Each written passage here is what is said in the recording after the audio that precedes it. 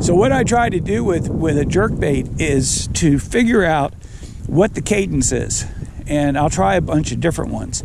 One of the things I've learned is that you've got basically 2 or 3 elements to a jerkbait. You've got how hard you tap it, and you could do everything from just a slight little tap of the line like that, or you could go to a pull where you're actually pulling the bait, or as we call ripping, and then letting it stop.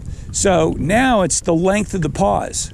Okay, so how long do I let it sit before I move the bait again? And that's going to really depend. I usually try to start off with longer pauses because that's when I'm the most patient, is at the beginning of working a jerkbait. I can let that thing go ahead and sit, and I don't have a problem with it.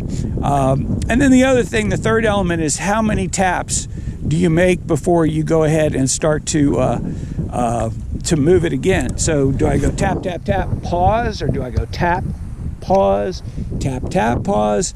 So it all depends, but you got to kind of try a bunch of different presentations until you figure out what it's going to take to get the fish bite. The biggest one is how long you let it sit.